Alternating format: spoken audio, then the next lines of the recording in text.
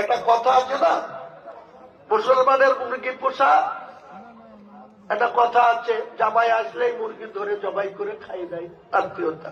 তা মমতা ব্যানার্জির মুসলমানদের প্রতি দরদ হচ্ছে ঠিক ওই রকম।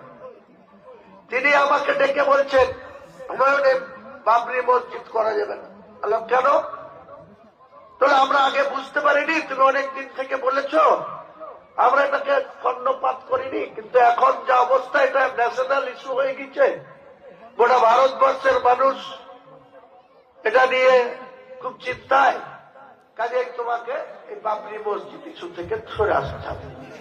আমি বললাম আমি কোনো মতেই এই ইস্যু থেকে সরব না, কারণ সুপ্রিম কোর্ট যে রায় দিল তাতে তো বাবরি মসজিদ করার জন্য 5 একর 15 বিঘি জায়গা দিয়েছে, সেখানে তারা করতে পারেনি। আমি তো আপনার অর্থ সাহায্য চাইছিলাম।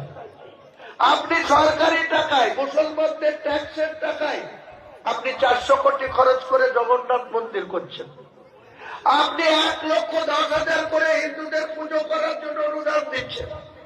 আপনি কার্নিভাল করছেন ইউনিক্সকে নাম তোলার জন্য। কলকাতার রেড রোডকে ব্লক করে ওই দুর্গা প্রতিমার স্যালুট দিচ্ছেন।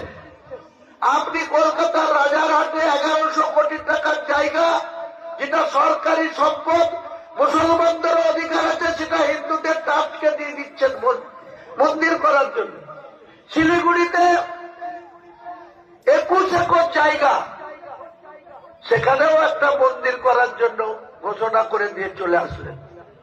34 বছরের জ্যোতিবাবু বুদ্ধবাবুর সরকার টাইমে সাগর মেলা হয়নি।